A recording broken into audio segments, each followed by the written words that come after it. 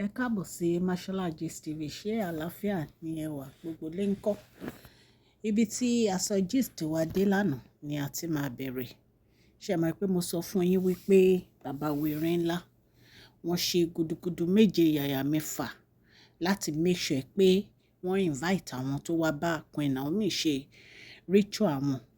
Èyí tó jẹ́ pé wọ́n ní ìgbà tí wọ́n bẹ̀rẹ̀ sí í ṣe, wọ́n ní àwọn sisi wa kan wọ́n fẹ́ wọ inú ààfin, wọ́n ní ṣùgbọ́n wọ́n lé wọn padà pé kí wọ́n máa lọ. Èyí tí a wá gbọ́ òun ni ti elder àwọn méjì tí wọ́n ní pé ó yẹ kí wọ́n wá ṣùgbọ́n wọn lè wá nítorí pé òrìṣà òkè ó ṣẹ́ wọn mọ́ta. A gbọ́ wípé nǹkan tí ojú àwọn elder yìí rí wọ́n ní kì í ṣe kékeré. Nǹkan tí a tún wá ń gbọ́ pé bàbá wa ṣe òun ni pé lẹ́yìn ìgbà tí wọ́n parí full moon ritual, wọ́n ní bàbá wèrè ńlá dá ríǹgì Queen Naomi, ó dá padà fún Queen Naomi.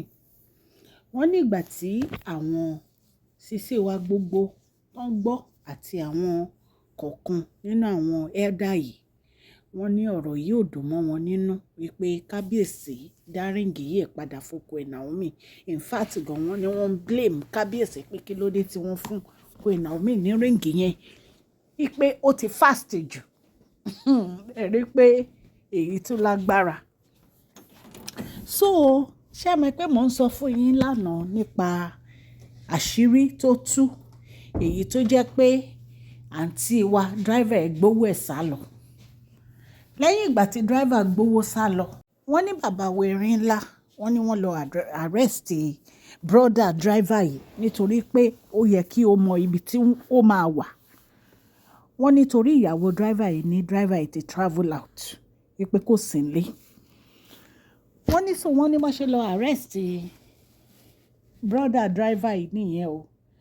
Wọ́n nígbà tí wọ́n arrest brother driver yìí tán, wọ́n ní ṣe ni àǹtí wa ó lọ tún gba brother driver yìí jáde.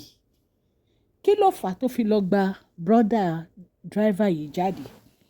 Wọ́n ní ìyàwó driver yìí wọ́n ní ó ń threaten àǹtí wa yẹn wípé tí ó bá release brother ọkọ òun, gbogbo nǹkan tí àwọn ṣe sílé wípé kedere báyìí ni òun máa tú gbogbo ẹ̀ nínú palace bàbá wèrè ńlá. Wọ́n ní ọ̀rọ̀ yìí ya bàbá wèrè ńlá lẹ́nu wípé kí ló dé tí ó lọ release ẹ̀gbọ́n driver, wípé kí ni reason tó fi lọ release ẹ̀gbọ́n driver. Ẹ̀yin èèyàn lè rí pé ọ̀rọ̀ yìí ó tún lágbára. Nǹkan tí a wá gbọ́ òun ni pé wọ́n ní driver ní owó tó ń gbé o, wípé òun máa fi lọ start all over. Bóyá ó ránṣẹ́ sí ìyàwó ẹ̀ ní o, torí wọ́n ní ìyàwó ẹ̀ ń sọ fún yín pé kí ni ọkọ òun gan, èló ni ọkọ òun gan gbé gan tó ń pariwo lé lórí. Wípé èló ni ọkọ òun gbé tó ń pariwo lé lórí. Wípé ṣé gbogbo àwọn iṣẹ́ tó ń rán ọkọ òun, wípé ṣé kò tó fún ọkọ òun láti gbé owó yẹn lọ ni. So ẹ̀yin èèyàn lé, kì í ṣe nǹkan kékeré ni gbogbo nǹkan tó ń ṣẹlẹ̀ nínú palace bàbá wèrè ńlá. Wọ́n ní ìgbà tí kábíyèsí return Odùduwà ring yẹn fún Queen Naomi, wọ́n ní ó ya àwọn elders yìí lẹ́nu àtàwọn sisi wa gbogbo. Wípé wọn expect pé bàbá wèrè ńlá lè return ìka Oòduà yìí fún Queen Naomi. Ẹ rí pé Ọlọ́run Elédùmarè ọba láàánú ló ń ṣiṣẹ́ ìyanu fún Queen Naomi. Nítorí nǹkan tí ọ̀tá ń rò òun kọ́ ni wọ́n bá. Wọ́n ṣe ṣùgbọ́n pàbó ni ó ń já sí. Nítorí Ọlọ́run alágbára ló ń jà fún Queen Naomi, kì í ṣe ènìyàn. Ọlọ́run alágbára ló ń ṣiṣẹ́ nínú ayé Queen Naomi kì í ṣe ènìyàn. Wọ́n ní bàbá wèrè ńlá, wọ́n ní wọ́n jẹ́ kí wọ́n mọ̀ wípé kò sí ṣíṣe kò sáìṣe o. Ìyàwó àwọn ó ń padà bọ̀ wá sínú ààfin àwọn. Wọ́n ní wọ́n dẹ̀ fi ring Odùduwà ring yìí, ìka Odùduwà yìí, wọ́n ní wọ́n fi lé Queen Naomi, wọ́n fi lé wọn lọ́wọ́ padà, wọ́n ti bọ́ wọn lọ́wọ́. Ẹ̀yin èèyàn lé, mo bá Queen Naomi yọ̀ o. Ṣùgbọ́n ẹ̀dà tí wọ́n ní ó ń ṣe gbogbo àwọn nǹkan burúkú nínú ààfin bàbá wèrè ńlá, wọ́n ní ṣe ni kábíyèsí gba ọ̀pá àṣẹ lọ́wọ́ ẹ̀ o.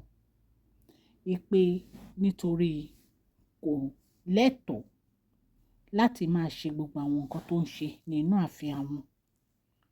Ẹ̀yin èèyàn lé, ẹ mọ̀ pé bàbá wèrè ńlá ní sùúrù gan. Wọ́n ní sùúrù ní ọ̀pọ̀lọpọ̀. Gbogbo ìgbà tí wọ́n ti ń ṣe gbogbo àwọn kinní ni bàbá wèrè ńlá ò sọ̀rọ̀, ni wọ́n ń dákẹ́. Even gan àwọn sisi wa gbogbo nǹkan tó ń ṣe nínú ààfin, bàbá wèrè ńlá ò sọ̀rọ̀, wọ́n ń dákẹ́. Ṣùgbọ́n àsìkò tó fún Queen Naomi láti wọ inú ààfin. Àsìkò tó fún Queen Naomi láti wọ inú palace.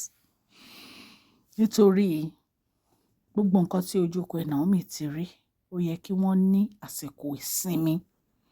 Ó yẹ kí wọ́n ní orí ọ̀fẹ́ láti sinmi. Nítorí ẹ̀ ni bàbá wèrè ńlá fi ń pariwo wípé gbogbo àwọn nǹkan tó yẹ kán ṣe kíákíá wọ́n ṣe gbogbo ẹ̀. A dúpẹ́ lọ́wọ́ Ọlọ́run wípé Ọlọ́run Elédùmarè ó ṣàánú bàbá wèrè ńlá, ó ṣàánú Queen Naomi láti parí gbogbo àwọn ritual rites fún wọn yìí. Wọ́n ní àwọn obìnrin gan, ìyẹn ní Ilé Ifẹ̀, wọ́n ní wọ́n support Queen Naomi wípé wọ́n ya wá sí inú ààfin yẹn ni láti wá support Queen Naomi wípé kábíyèsí ṣe o. Wọ́n kú tọ́jú Queen Naomi, wọ́n ní ṣe ni gbogbo wọn ń ṣàdúrà fún kábíyèsí àti Queen Naomi. Wọ́n á ṣàdúrà nítorí pé gbogbo nǹkan tó yẹ kí wọ́n ṣe náà ti ṣe. Ọlọ́run Elédùmarè ọba láàánú á wà pẹ̀lú bàbá wèrè ńlá. Ọlọ́run á dáàbò bò wọ́n, wọ́n á pẹ́ lórí ìtẹ́ yẹn. Àwọn èèyàn ń sọ pé àwọn ò mọ̀ pé kábíyèsí nífẹ̀ẹ́ Queen Naomi. Kábíyèsí nífẹ̀ẹ́ Queen Naomi o. Kì í ṣèfẹ́ kékeré. Wọ́n nífẹ̀ẹ́ Queen Naomi gan-an ni. Ṣùgbọ́n ìfẹ́ yìí kò ní tí kò ní bàjẹ́. Bí wọ́n ṣe bẹ̀rẹ̀, tí wọ́n tán fi ìfẹ́ bẹ̀rẹ̀ fún wọn, títí ayé náà jọ máa wà pọ̀. Èṣù ò ní yà wọ́n o. Èṣù àti àwọn èèyàn ẹni ibi wọn ní tú wọn ká. Wọ́n á pẹ́ fúnra wọn. Ẹ̀yin èèyàn lè kò jẹ́ bó ṣe jẹ́. Gist tí mo gbọ́ ni tí mo ní kí n mú wá fún yín allegedly. Àní ká wá torchlight sí. Ọlọ́run Elédùmarè á wà pẹ̀lú gbogbo etí tó ń gbọ́ mi o. Mo dúpẹ́ lọ́wọ́ ọkùnrin, lọ́wọ́ obìnrin, lọ́wọ́ ọmọdé, lọ́wọ́ àgbà. Gbogbo nǹkan tí ẹ bá ń dáwọ́lé á máa yọrí sí rere o. Ní agbára Ọlọ́run. Gbogbo ẹ̀yin tẹ́ ń ṣe ọjọ́ ìbí lẹ́ni, mo kí yín happy birthday, long life and prosperity. Èmi á ṣe púpọ̀ ọdún láyé ní June 26, 2025. Happy birthday to you. Ẹ̀yin èèyàn ṣe ń gbáradì fún prize giveaway wa. Ó ti wọlé dé o. July 15. Àti announce láti joy. Ẹ̀yin tí ẹ ti gbórúkọ yín, tí mo ti mú yín, ẹ send account number yín sí masholagistv@gmail.com. Màá bẹ̀rẹ̀ sí máa type gbogbo àwọn orúkọ yẹn sí under gist mi tó bá the end of the month. Mo dúpẹ́ lọ́wọ́ ọkùnrin, lọ́wọ́ obìnrin. Mashola ni orúkọ mi, kò yí padà. À ń sọ̀rọ̀ nípa celebrity gist, royal gist, politics àti gbogbo nǹkan tó ń ṣẹlẹ̀ ní agbègbè orílẹ̀-èdè bàbá wa ní ilẹ̀ Nàìjíríà. Tẹ́ bá ti subscribe, kí lẹ̀ ń dúró ṣe? Ẹ tẹ notification bell yín kẹ́ subscribe so that tá bá ti post any gist ẹ máa rí. Òkè ni ọlá yín á máa lọ, ọlá yín ò ní lọ ìsàlẹ̀ láíláí. Ẹ má gbàgbé kẹ́ fún fídíò yìí ní thumbs up o. Ó ṣe pàtàkì fún channel wa. Please share this video, like and subscribe. God bless you all.